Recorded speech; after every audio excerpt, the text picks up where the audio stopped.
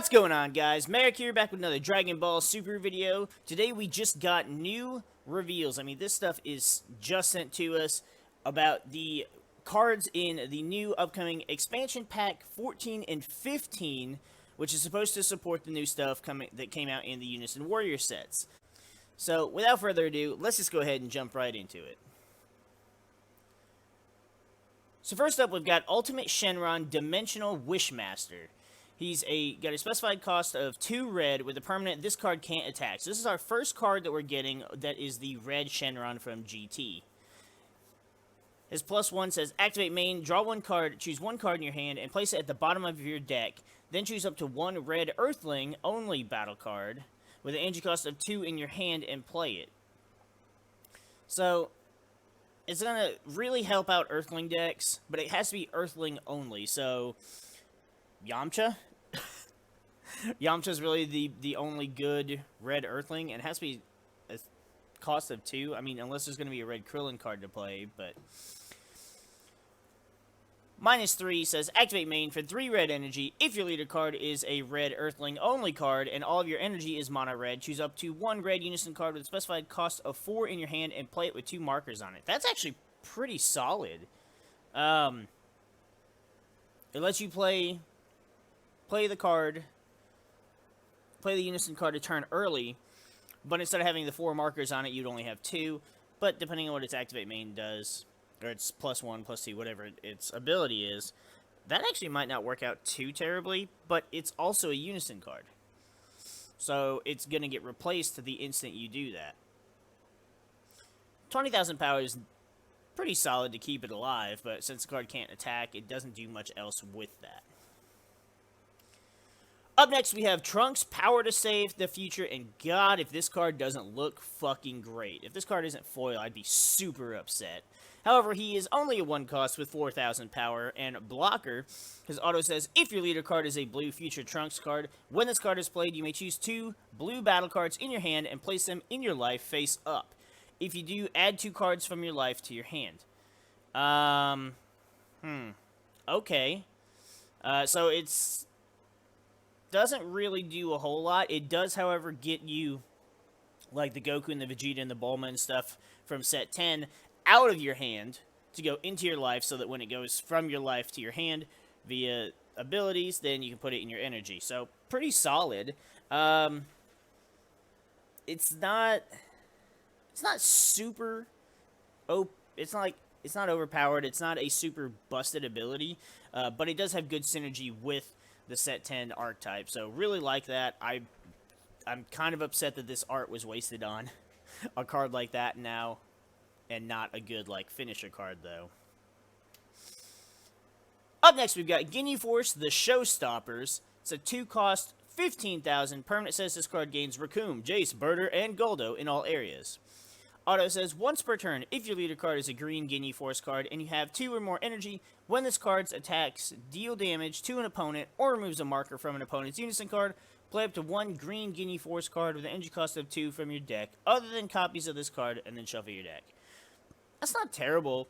It's nice because it counts as all the different characters, and it allows you to get out one of the other characters from the newest set, but again, like, I feel like Ginyu Force is really being stretched thin because, again, none of the stuff has synergy. You can attempt to. I attempted to run red-yellow Ginyu Force a while back ago, but it just doesn't mesh well because they all require you to.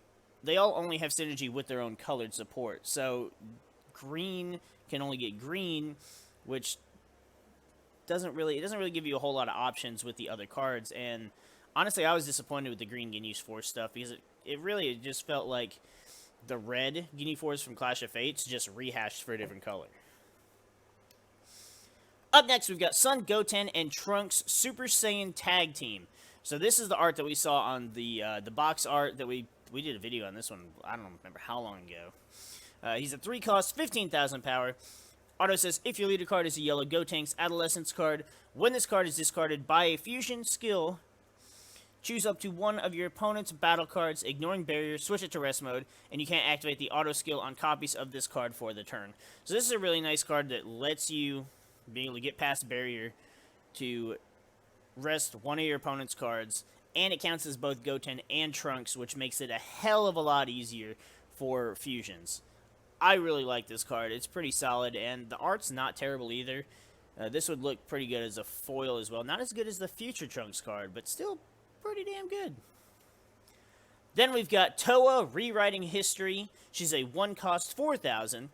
Auto says, when this card is played, add up to 1 Dark Dragon Ball card from your deck or drop area to your hand, then shuffle your deck if you look through it.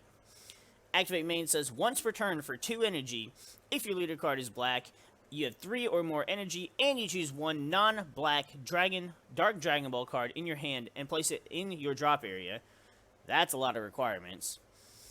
Play up to 1 Dark Broly card or non-black battle card with Xeno in its card character name, and an energy cost of 4 or less from your deck or hand. Then shuffle your deck if you look through it. That's a lot of shit to keep up with in that ability, first of all.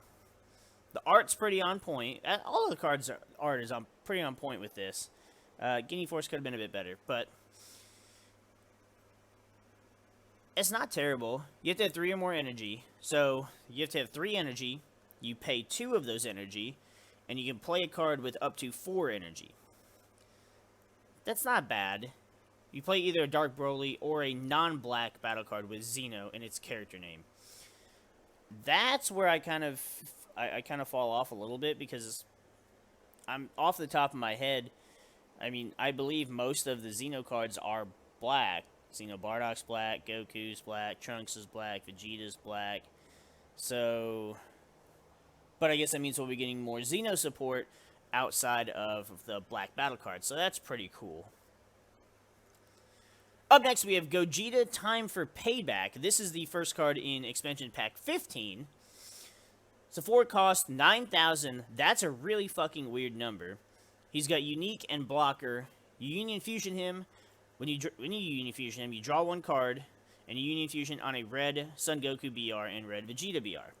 Activate Main for 3 red energy. Says, if your leader card is a red Gogeta BR card, and you have 4 or more energy, choose up to 1 mono red Gogeta BR card with an energy cost of 8 or less from your deck or hand. Play it on top of this card, then shuffle your deck if you look through it. You can't activate the Activate Main skill on copies of this card for the turn. That's actually disgusting. That's fucking disgusting. So you're dropping the 8-drop Gogeta to just... Ew, so fucking early. Like, I'm a Vegeta fan, and I always will be. Because, obviously, Vegeta was, you know, canon. He fought Boo. He was in the main series. He was always stronger than Gogeta, the Janemba movie counterpart. But I gotta say, sometimes I look at this Gogeta BR support, and I just am just amazed at how fucking good it looks. Only the red stuff, though. Like, the blue was just kind of like, what the fuck are you doing here? Like, but the red support just... And I feel like they do this on purpose because, of course, you had the Broly movie and Gogeta and people cried. And we're not going to get into that, though. Super solid card, though. Probably going to be the best card in the 5th expansion. And we haven't even looked at the other 4 cards yet. 15th expansion. Up next, we have Vegeta, Protector of the Earth. He's a 4-cost 20,000 with Blocker.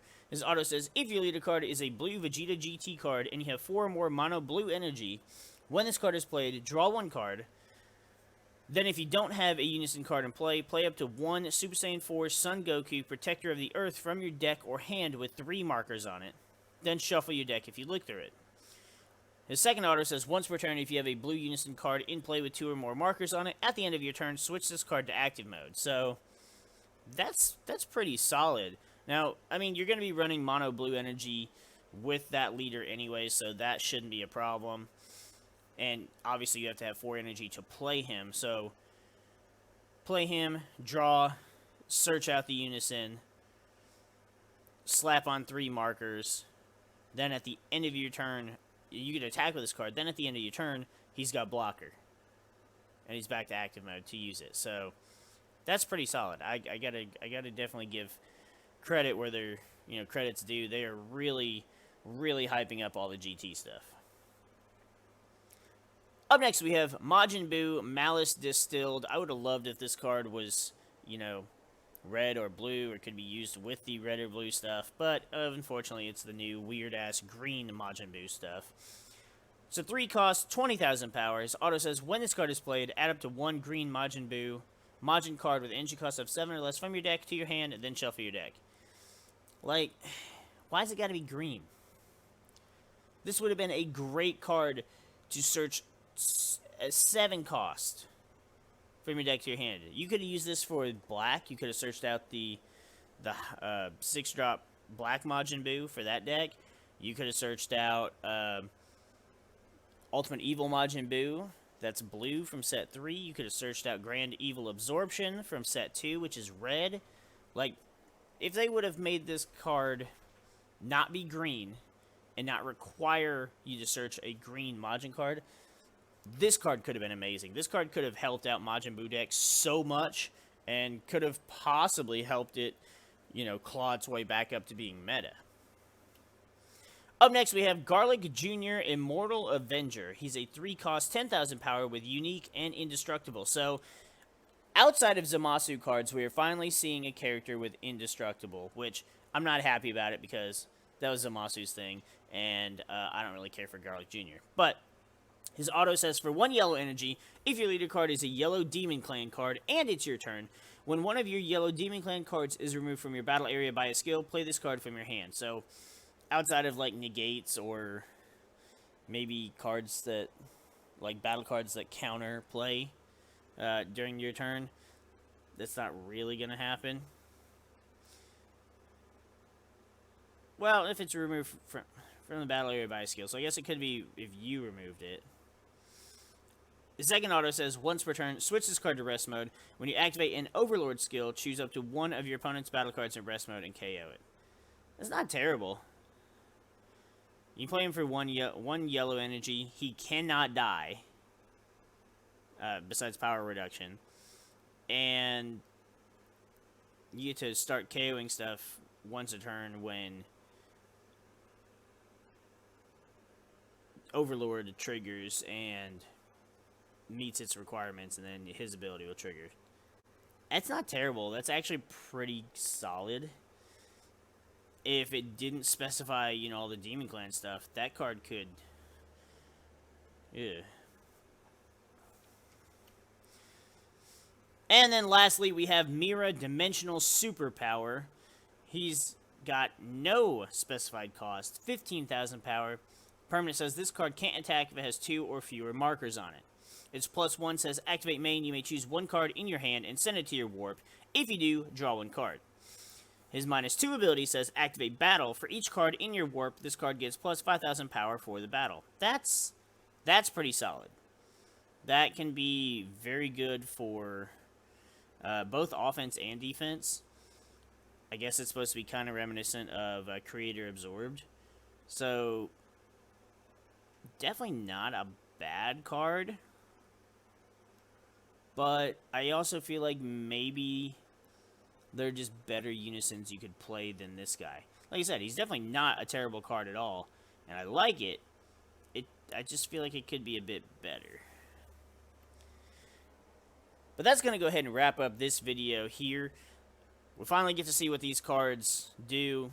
We haven't got to see, like, the custom dice or anything like that. But I'm